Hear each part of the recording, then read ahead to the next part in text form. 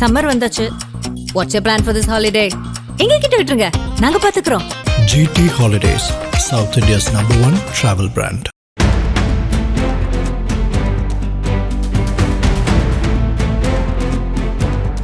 தமிழ்நாட்டில் உள்ள 234 தொகுதிகளிலும் வரும் ஏப்ரல் 23ஆம் தேதி சட்டமன்ற தேர்தல் நடைபெறவுள்ளது. இதனையொட்டி அரசியல் கட்சிகள் தீவிர தேர்தல் பணியில் ஈடுபட்டு வருவதால் தமிழக சட்டப்பேரவை தேர்தல் களம் சூடுபிடிக்க தொடங்கியுள்ளது. அதன் ஒரு பகுதியாக அரசியல் கட்சிகள் கூட்டணியில் உள்ள கட்சிகளுடன் தொகுதி பங்கீடு குறித்த பேச்சுவார்த்தையில் தீவிரமாக ஈடுபட்டு வருகின்றன.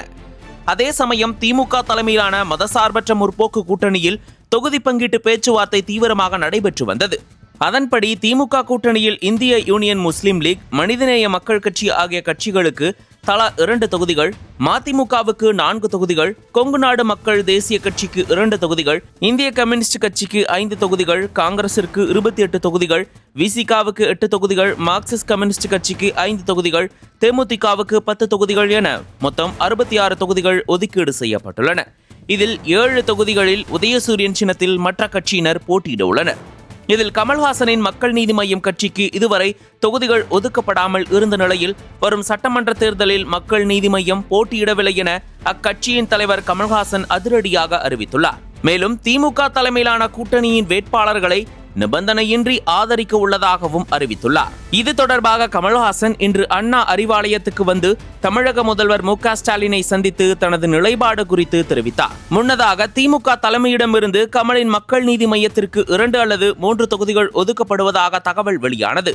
மேலும் அப்படி ஒதுக்கப்படும் தொகுதிகளில் மக்கள் நீதி மய்யம் வேட்பாளர்கள் உதயசூரியன் சின்னத்தில் போட்டியிட வேண்டும் என்று திமுக தலைமை கூறியதாகவும், ஆனால் அதற்கு மறுப்பு தெரிவித்து தான் தேர்தலில் போட்டியிடப் போவதில்லை என்று கமல் முடிவெடுத்ததாகவும் கூறப்படுகிறது. இது தொடர்பாக அவர் வெளியிட்டுள்ள அறிக்கையில், இன்று இருக்கும் இக்கட்டான அரசியல் சூழலில் நமக்கு தருவதாக சொல்லியிருக்கும் தொகுதி எண்ணிக்கையும் உதயசூரியன் சின்னத்தில் போட்டியிட வேண்டும் என்ற பரிந்துரையும் மக்கள் நீதி மய்யத்தின் உறுப்பினர்களுக்கும் எனக்கும் ஏற்புடையதாக இல்லை. அவர்களது தரப்பில் அதற்கான நியாயம் இருக்கிறது என்பதை நான் முழுமையாக புரிந்து கொள்கிறேன்.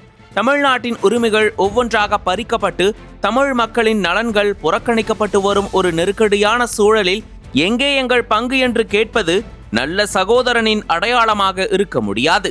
இது தியாகம் அல்ல, கடமை, சுயநலம் அல்ல, பொறுமை. தேர்தல் அரசியலில் யாருமே இப்படி செய்ததில்லையே என்று கேட்பீர்களானால், ஒரு புதிய அரசியல் நாகரிகத்தின் விதை நான் போட்டது என்று பணிவோடு சொல்வேன்.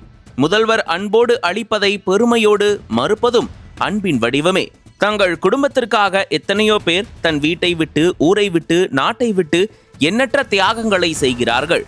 தமிழ்நாடுதான் என் குடும்பம். நான் சீட்டுகளை விட்டு கொடுத்திருக்கிறேன். தமிழ்நாட்டின் முன்னேற்றத்திற்கு திராவிட மாடல் 2.0 அரசு அமைவது இன்றைய தேவை என தெரிவித்துள்ளார்.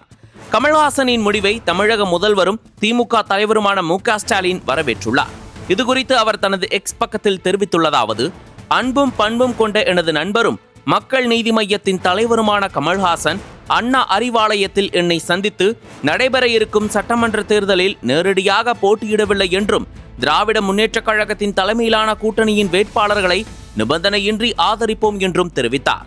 2 அரசியல் இயக்கங்களின் தலைவர்களாக மட்டுமல்ல, நல்ல நண்பர்களாக நாங்கள் இருவரும் இருதரப்பு கருத்துக்களையும் பரிமாறிக்கொண்டோம். இது தியாகமல்ல, கடமை என்று அவர் சொன்னார். உண்மையில் அவர் செய்திருப்பது தியாகம்தான். அவருக்கு நான் எப்படி நன்றி சொல்வது என தெரியவில்லை. அவரது முடிவு என்னை மிகவும் நெகிழ வைத்துவிட்டது. அவருக்கும் அவரது மக்கள் நீதி மய்ய உறுப்பினர்கள் அனைவருக்கும் எனது மனமார்ந்த நன்றியை தெரிவித்துக் கொள்கிறேன். தமிழ்நாடு முழுவதும் அன்பு சகோதரர் கமல்ஹாசன் வலம் வர வேண்டும் என்பது எனது அன்பான வேண்டுகோள். அமைய இருக்கும் திராவிட மாடல் 2.0 அரசு அவரது அன்பினாலும் ஆனது என்பதை இப்போதே தெரிவித்துக் கொள்கிறேன். பேருள்ளத்துடன் தன்னலத்தை பின்னுக்கு தள்ளி தமிழ்நாட்டு நலனை முன்னிறுத்தியிருக்கும் அவரது பெருந்தன்மையான முடிவை வரலாறு பாராட்டட்டும் என்று தெரிவித்துள்ளார். அனல் பறக்கும் செய்திகளை அப்டேட் செய்து கொள்ள நக்கீரன் களத்தை இப்பவே சப்ஸ்கிரைப் பண்ணுங்க.